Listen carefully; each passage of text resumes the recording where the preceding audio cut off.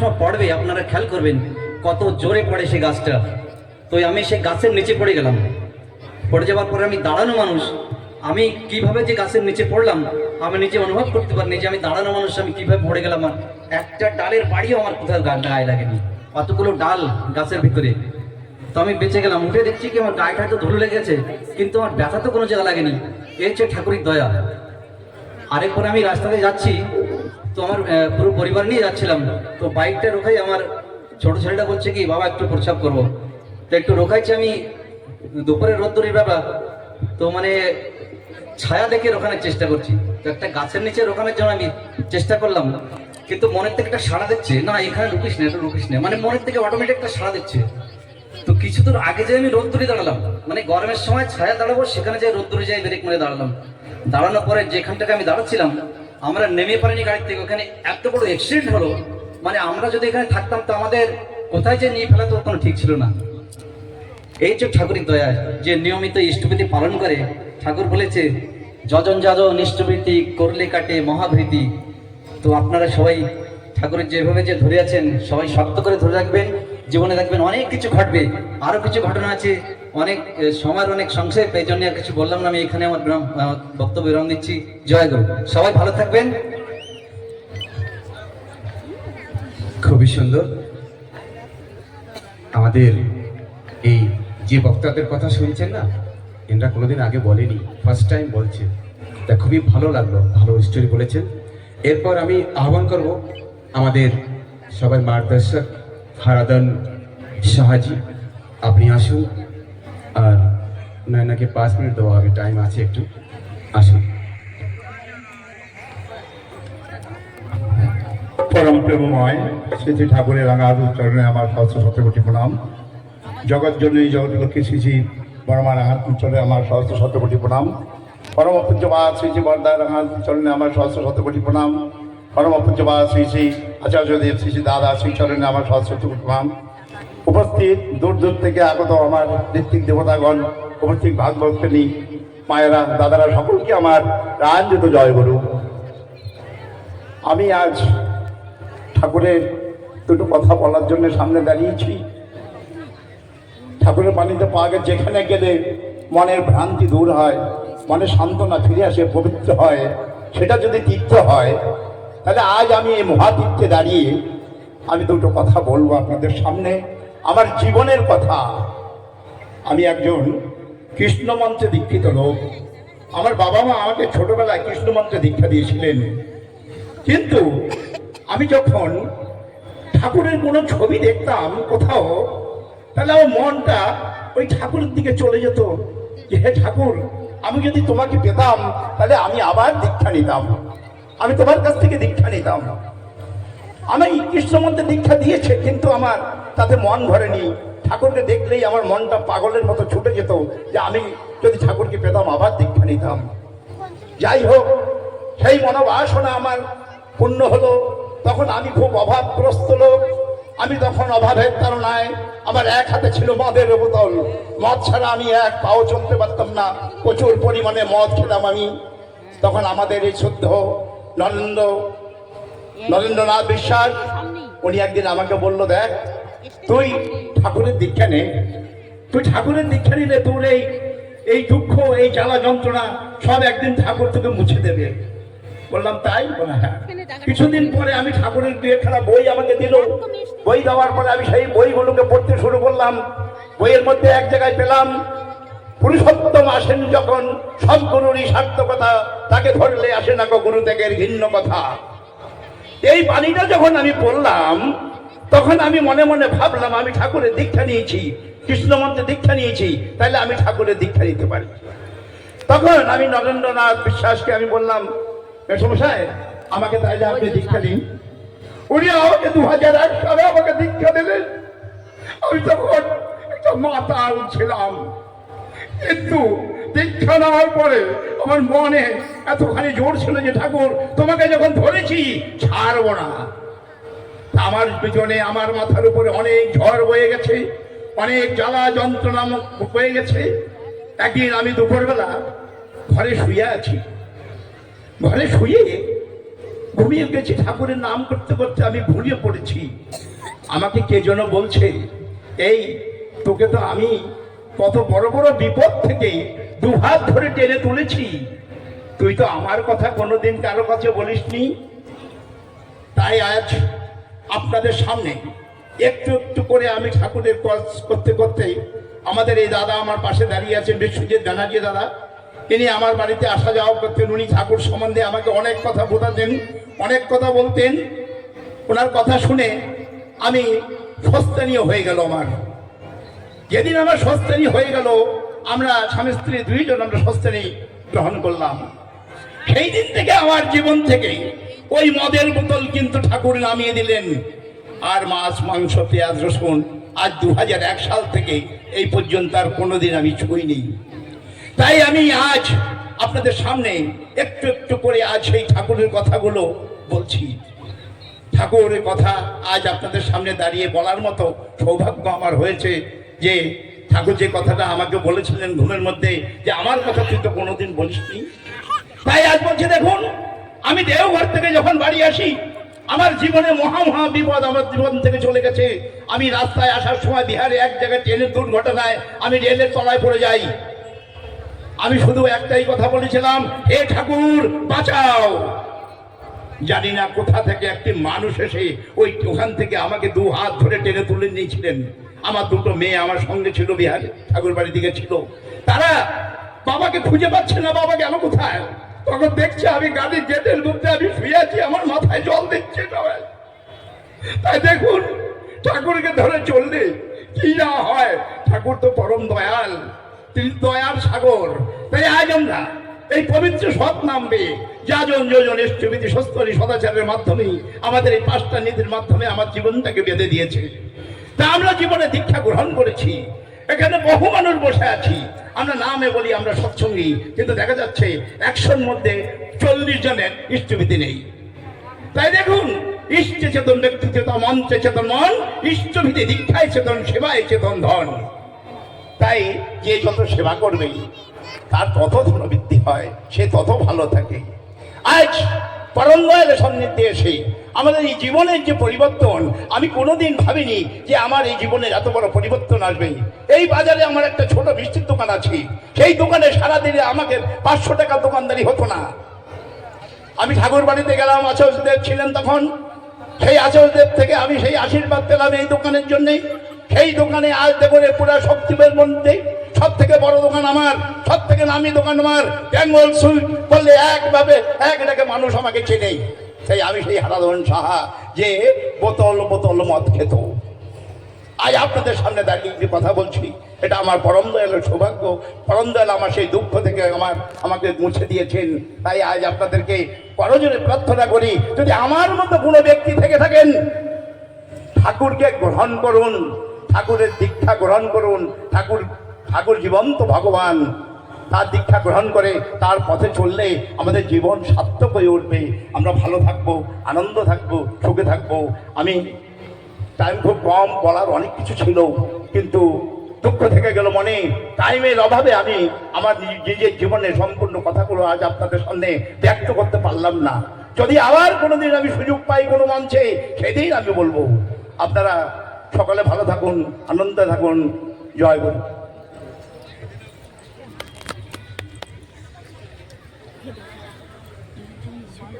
আমাদের শক্তি ফোরামের যে সময় ছিল ওটা সমাপ্ত হয়ে গেছে। এরপর দিনাজপুরের টার্ন। আমি আহ্বান করব আমাদের যে দিনাজপুরের প্রভারী এবং অ্যানাউন্সার, আপনারা মঞ্চে আসুন।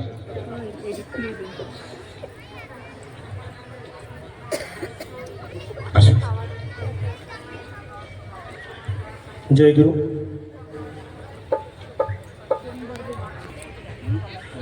যখন যখন ধর্মের গ্লানি হয়, তখন তখন পুরুষোত্তম এই ধরাধামে আসেন।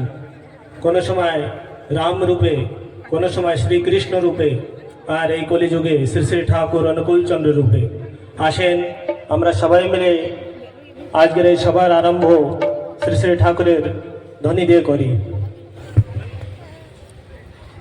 বন্দে পুরুষোত্তমম, বন্দে পুরুষোত্তমম, परम प्रेममय श्री श्री ठाकुर अनुकूल चंद्र जी की परम प्रेममय श्री श्री ठाकुर अनुकूल चंद्र जी की परम प्रेममय श्री श्री ठाकुर अनुकूल चंद्र जी की सत संग की सत संग की सत संग की জয় গুরু। এবার আমাদের আজকে যে কার্যক্রম আমরা আগে বাড়াবো, সর্বপ্রথম দিনাজপুর থেকে আগত আমাদের ইউথ টিম সবাইকে আমন্ত্রিত করছি, সবাই আপনারা আসেন, ঠাকুর শ্রীচরণে একটা উদ্বোধনী সঙ্গীত পরিবেশন করেন।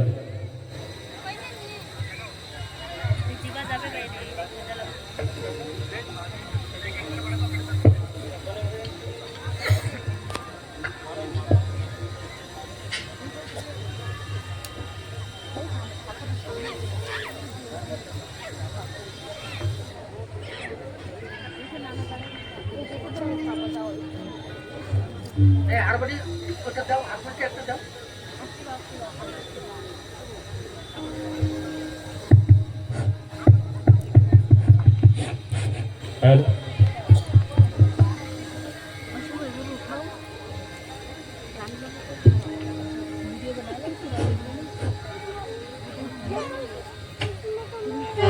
बनाने के लिए तो आपने ले लिया था मेरे से दादा गान गाচ্ছে दादा दीन दयाल ठाकुर दाता दयार मेरे प्रिय परम गुरु परम आधार मेरे। दीन दयाल ठाकुर दाता दयाल मेरे प्रिय परम गुरु परम आधार मेरे। दीन दयाल ठाकुर दाता दयाल मेरे प्रिय परम गुरु परम आधार मेरे। मालिक शरण में तेरे तारण पीरन भी आए, मालिक शरण में तेरे तारण पीरन भी आए। जीवन पथ पर केवल सेवक मुझको बनाए, मालिक शरण में तेरे तारण पीरन भी आए।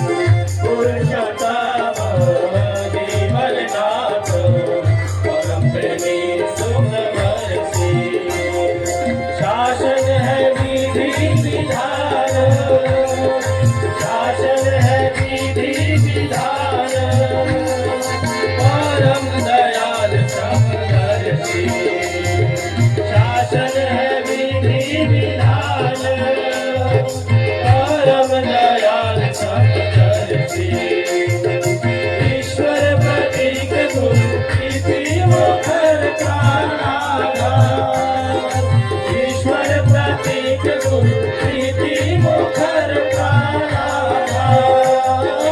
दीनदयाल जगदाता दयाल मेरे प्रिय परम गुरु परम आधार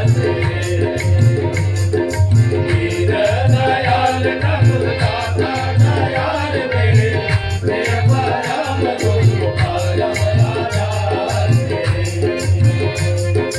मालिक शरण में तेरे कारण तीरथ दिलाए मालिक शरण में तेरे कारण तीरथ दिलाए जीवन पथ पर केवल सेवक मुझको बनाए मालिक शरण में तेरे कारण तीरथ दिलाए जीवन पथ पर केवल सेवक मुझको बनाए इष्ट सेवा इष्ट सत धर्माधार इष्ट सेवा इष्ट कर्म सत धर्माधार दयाल ठाकुर दाता दयाल मेरे प्रिय परम गुरु परम आधार दयाल ठाकुर दाता दयाल मेरे प्रिय परम गुरु परम आधार दयाल ठाकुर दाता दयाल मेरे प्रिय परम गुरु परम आधार दयाल ठाकुर दाता दयाल मेरे प्रिय परम गुरु परम आधार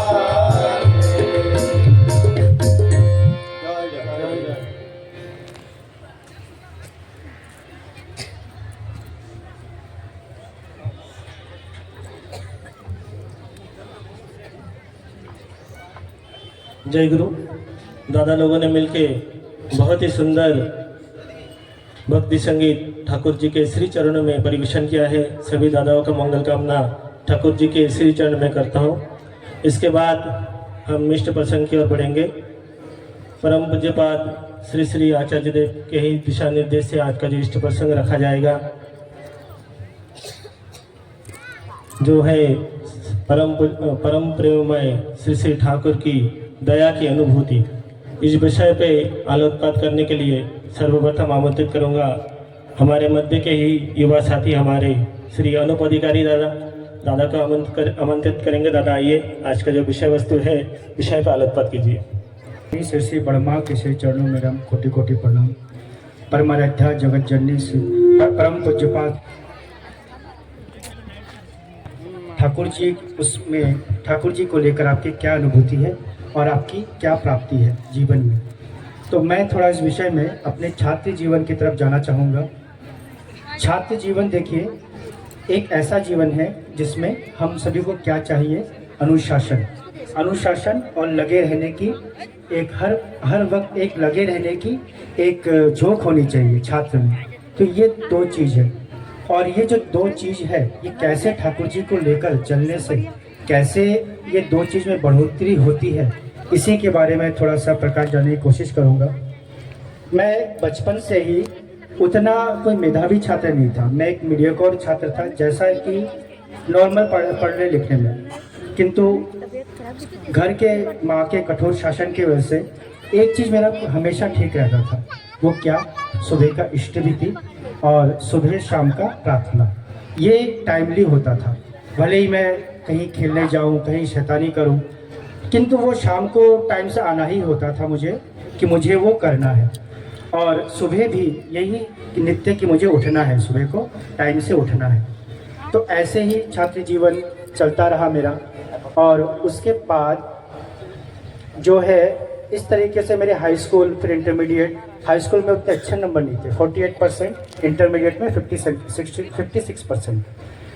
इसके बाद मैं आगामी अपने जीवन में मैं खुद नहीं जानता था कि मैं कैसे और किस तरीके से आगे बढ़ूंगा, किंतु किस तरीके से ठाकुर जी ने पथ दिखाया है कि एक के बाद एक चीज़ें होती गई। जैसे ही मैं इंटरमीडिएट में आया तो मैंने पॉलिटेक्निक का पेपर दिया और पॉलिटेक्निक एग्ज़ाम में वो पास कर गया। आज से 10-15 साल पहले की बात है। उस टाइम थोड़ा सा चीज़ें ज़्यादा कठिन शायद थी। उसके बाद मेरा वो जो मैं घर से बाहर निकला तो मेरा वो जो घर का जो दिन प्रतिदिन का जो एक नियम था कि सुबह उठ के स्तुति करना, प्रार्थना करना और शाम को फिर से विनती प्रार्थना करना और थोड़ा बहुत नाम ध्यान करना, ये मेरा था। मैं ऐसा नहीं कहूँगा कि मैं कुछ बहुत ज़्यादा ठाकुर को लेकर चला, किंतु ये 2-3 चीज़ें मेरे जीवन में थी, इनको लेकर मैं चलता रहा। और जो मुझे पॉलिटेक्निक में ब्रांच मिली थी, मैं मैकेनिकल लेना चाह रहा था, बट मुझे कंप्यूटर साइंस मिला काशीपुर में, और मैं वो पढ़ाई करता रहा। और मुझे उस टाइम ये ऐसा था कि कंप्यूटर साइंस को लेकर कोई जॉब नहीं मिलेगा। एक ऐसा था कि अगर आपने पॉलिटेक्निक किया है तो आपको कंप्यूटर साइंस से कोई अच्छा जॉब नहीं मिलेगा। तो इस वजह से मैंने फिर बीटेक के लिए प्रिपरेशन किया। देखिए यहाँ पर ये चीज़ें मुझे पता नहीं थी कि मैं कुछ क्या करूँगा आगे। मेरे साथ मेरे मामा जी थे जो मुझे दिशा निर्देश करते थे थोड़ा, और माता जी का जो शासन था, बट मुझे पता नहीं था कि मैं आगे क्या करूँगा। बट वो देखिए कि कैसे मैं पॉलिटेक्निक में गया, फिर बीटेक का एक झोंक आया कि मैं बीटेक का प्रिपरेशन करूँगा। तो वैसे ही धीरे धीरे फिर वो बीटेक की प्रिपरेशन भी चली। बीटेक में भी मेरा एडमिशन हो गया रुड़की में, और इस तरीके से मैं पढ़ाई करने वहाँ पर चला गया। जब एडमिशन हुआ, एडमिशन के बाद वहाँ पर मुझे आईटी ब्रांच मिला, और वहाँ पर भी मैं फिर मैं अपना जो नियम था उसको मैं फॉलो करता था, और थोड़ा ज़्यादा अच्छे से जब मैं वहाँ पर गया बीटेक में जाने के बाद थोड़ा ज़्यादा और अच्छे से फॉलो करने लग गया। अब मैं थोड़ा सा नाम ध्यान, मेरा जो टाइम था सुबह को वो 10-15 मिनट 20 मिनट धीरे धीरे हो गया था। उसके बाद एक ऐसा स्टार्टिंग में ही बीटेक के कि आईटी ब्रांच मिली, बट मेरे पास जो पॉलिटेक्निक में था वो कंप्यूटर साइंस था। तो मैं वहाँ पर कुछ बच्चे जब जो लेटर एंट्री से आए थे, एडमिशन लिया था, वो छोड़ के दूसरे कॉलेज में चले गए, तो कंप्यूटर साइंस की कुछ सीटें बची रही। मैंने क्या किया कि वो सीटें बची रही तो जो कॉलेज का डायरेक्टर होता है उनके पास मैं गया, कॉलेज के डायरेक्टर पास गया कि ऐसी सीटें वेकेंट है, क्या मुझे ये मिल सकती है। उन्होंने मना कर दिया कि ये जो चीज़ है, ये जो यूनिवर्सिटी है देहरादून में वहाँ होगा, उत्तराखंड टेक्निकल यूनिवर्सिटी, वहाँ पर आपको जाना पड़ेगा और वहाँ ये चीज़ होगा। तो मैं आधे मन से अगले दिन या अगले शनिवार ऐसे मैं चला गया देहरादून रुड़की से, और रास्ते भर वो मेरा नाम चलता रहता था, चाहे मैं कॉलेज जाऊँ वो जाऊँ, मैं जब भी मैं सफ़र करता था मेरा वो नाम जो करने की प्रवृत्ति है वो चलती रहती थी। मैं वहाँ पर गया, वहाँ पर जाने के बाद वाइस चांसलर नहीं मिले, मैं प्रो वाइस चांसलर से मिला। प्रो वाइस चांसलर ने मुझे मना कर दिया कि ये कॉलेज का मामला है, कॉलेज वाले ही इस वैकेंट सीट को देखेंगे। मैं वहाँ पर निराश होकर फिर से कॉलेज में आया। कॉलेज में आकर फिर मैं अपने डायरेक्टर के पास गया। डायरेक्टर सर ने मुझे फिर से डांट दिया कि नहीं, ये यहाँ पर कॉलेज में होगा ही नहीं, आप वही यूनिवर्सिटी से ही होगा। तो मैं निराश मन से आया घर, और जितने भी सारे लोग हैं वही सारे लोग जो आसपास के मेरे दोस्त थे सभी कहते कि ऐसे होता नहीं है, ये बहुत मुश्किल है। और उन दिनों में वाकई में ये मुश्किल था। कह रहे कि ये सीटें जो है ये मैनेजमेंट कोटे में ये एडमिशन दे देंगे कॉलेज वाले, कंप्यूटर साइंस मैनेजमेंट सीट में बेची जाएगी। मेरा मन नहीं माना, ऐसे कुछ दिन चले गए, मेरा मन नहीं मान रहा था। मैं सुबह शाम ऐसे ही मेरा प्रार्थना चलता रहता था। एक दिन बहुत सुबह 5 बजे उठ के रेडी होके सुबह का विनती प्रार्थना करके मैं निकल गया। अपने जो रूममेट है किसी को कुछ बताए बिना बस में मैं देहरादून निकल गया कि आज मैं जाऊंगा। आज कुछ भी हो, आज ठाकुर जी पे निर्भर है। चाहे ठाकुर जी की इच्छा होगी कि मुझे मेरा जो पसंदीदा ब्रांच है वो मिल जाए, या उनकी अगर इच्छा नहीं है तो मुझे ना मिले। मैं नाम करते करते चला गया। जाकर मैं वहाँ पहुँचा, और जैसे ही वहाँ पहुँचा, और इस बार मैं प्रो वाइस चांसलर के पास जाकर वाइस चांसलर के वहाँ पर गया। वहाँ पर जैसे ही मैं गया, उन्होंने मेरा जो एप्लीकेशन था उस पर उन्होंने लिख दिया कि according to vacant seat please do counselling and provide this seat. उन्होंने लिख दिया और वो मैं लेके वापस डायरेक्टर के पास आया और डायरेक्टर ने मेरा ही रैंक उसके बाद मिलता था, तो मुझे वो कंप्यूटर साइंस की ब्रांच उन्होंने डायरेक्टर ने दे दी तुरंत ही। तो ये देखिए क्या हम क्या समझते हैं कि ये कोई चमत्कार है, क्या ये चमत्कार है कि ठाकुर जी का?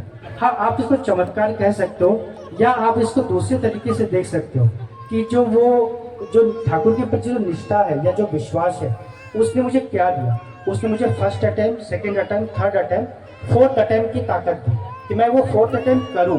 तो यही है, यही जो फोर्थ अटेम्प्ट की जो ताकत है, जो ये निष्ठा है, ये मिलता है हमें ठाकुर जी को लेकर।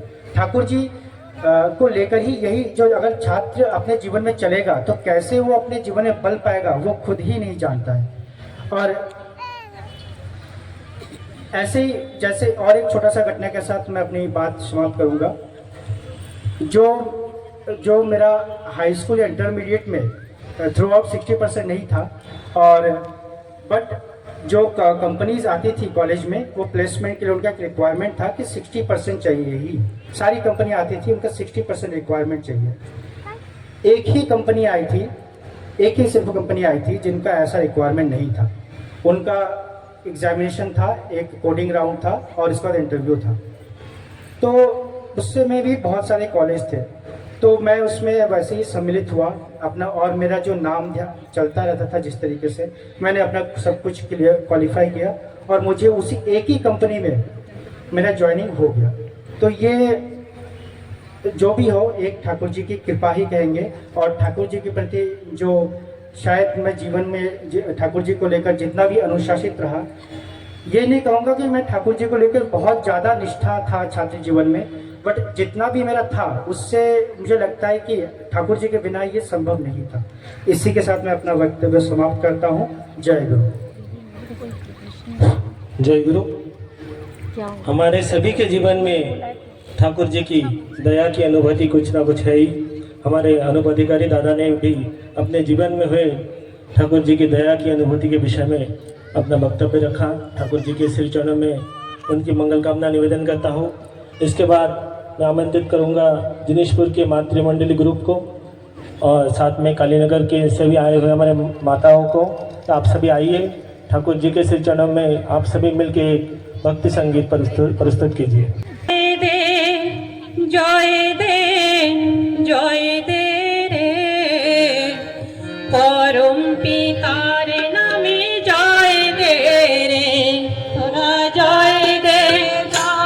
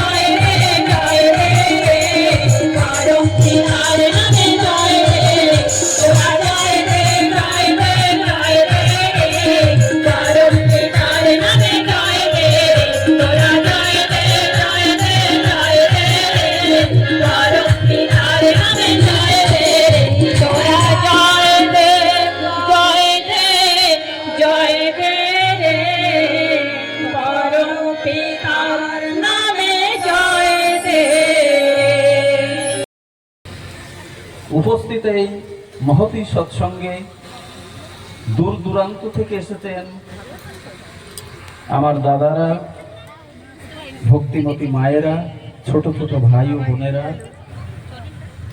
এবং আমার পরম দয়ালের পবিত্র পাঞ্জাধারী কর্মীগণ, সকলকে জানাই আমার আনন্দিত জয় গুরু।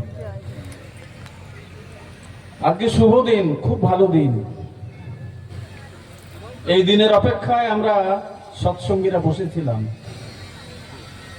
আজকে দেখুন, অন্যান্য দিন কত কুয়াশা হয়, কুয়াশা ছিল, কিন্তু আজকে সেই কুয়াশাটা নেই। কুয়াশা মিটে গেছে, রোদ উঠেছে।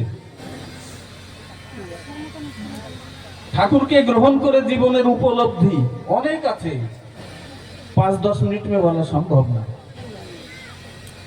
ঠাকুরকে গ্রহণ করে আমি একদম নিঃস্ব ব্যক্তি ছিলাম, কিছু ছিল না, দিন এনে দিন খেতে হতো। অনেক দাদা আমার কাছে গেছে, আমি অনেক সম্প্রদায়ের মধ্যে ঘুরেছি যখন কবি গান করতাম। অনেক সম্প্রদায় আমাকে বলছেন, দাদা আমাদের মতে আপনি দীক্ষা নেন। কেন? গুরু কে হবে? বলে ইনি গুরু হবে, যে দীক্ষা দেবে তিনি গুরু হবে। আমার মনে ধরল না কথাটা। কি মন্ত্রে দীক্ষা দেবে? বলে কৃষ্ণ মন্ত্রে দীক্ষা দেব। মন্ত্রটা কি? ওং নমো ভগবতে বাসুদেবায়। এই তো মন্ত্র। কৃষ্ণ মতের দাদা মায়েরা যারা আছেন বলুন, ওং নমো ভগবতে বাসুদেবায়। আপনি দীক্ষা দেবেন আমাকে, কানে নাম দেবে, যে গুরু হবে সে। তাই যদি সত্য, তাহলে যে নামটা উনি দিলেন, নাম আর নামই যদি অভেদ হয়, তাহলে ওই নামের মালিককে, গুরু তো তিনি হওয়া কর্তব্য, তুমি গুরু হবে কি করে? আমার মনে ধরল না, না হবে না।